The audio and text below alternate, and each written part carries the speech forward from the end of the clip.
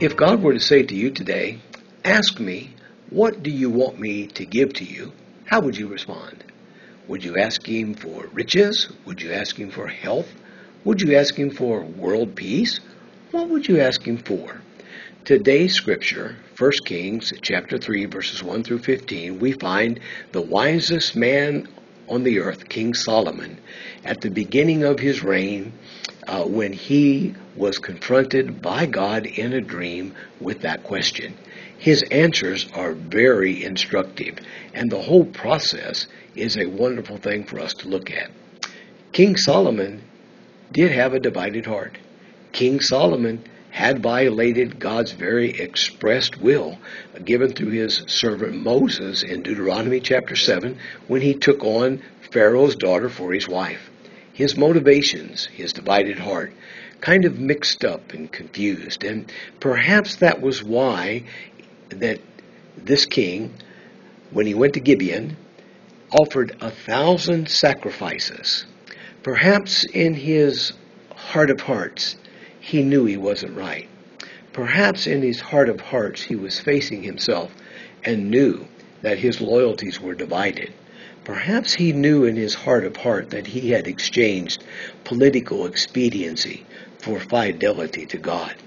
But regardless of what process he was involved in, it's very wonderful to me to see that God still took the initiative and spoke to him in a dream and said to him, ask me what you want me to give you. Wow, what a time for values clarification for this young king. What was his petition?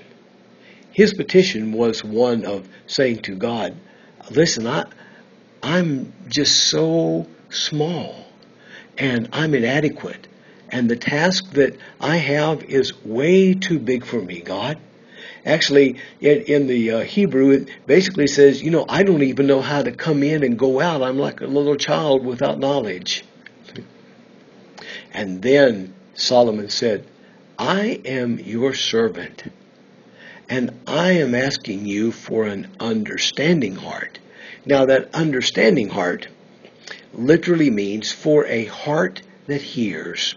Solomon was asking God, would you give me a heart that lets me hear your small, still, quiet voice? And then he went on to say, and God, would you also give me the ability to discern between good and evil? What a tremendous petition to make of God. God was pleased with this petition and made him a promise. In verse 12, he said, I will give you wisdom and an understanding heart, and even more. Kind of like in Ephesians chapter 3:20 that says, and God is able to do exceeding abundantly beyond all that which we could ask or think. But there's one thing that God said to him. God said, if you will walk with me and keep my statutes and commandments just as your father David did, I'll even give you a long life. I don't know about you, but I have a lot of hope when I hear how God answered King Solomon. Because you see, when I came to Jesus, my motivations were very mixed. All I knew was that my heart was divided and I was in a mess. And yet, even though I was lost without hope, God still spoke to me and responded to my request for salvation. And then as I grew, I began to go through a process of values clarification when God began to speak to me and say, what do you want me to do for you? Well, the first thing I asked for was salvation. And as I've been growing, I've been asking more and more for wisdom. God, give me wisdom so that I know how to live for you. I believe that kind of prayer pleases the Lord. I believe to seek him and his kingdom and his righteousness first, I believe, is the most important thing. And when we value that which God values and have him and his kingdom as our value, everything else then begins to line up in our life. Now, some would say, well, I don't know if I have that or not. Oh, yes, we really do. We have that because, you see, Jesus said it like this. Jesus said that if we would abide in him and his words will abide in us, we can ask him what we will, and it will be given unto us.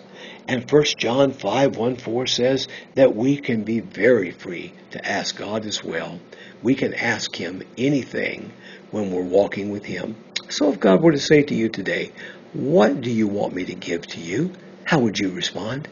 My prayer is that you would respond with a request for wisdom and to say to God, let me know you more than I've ever known you before.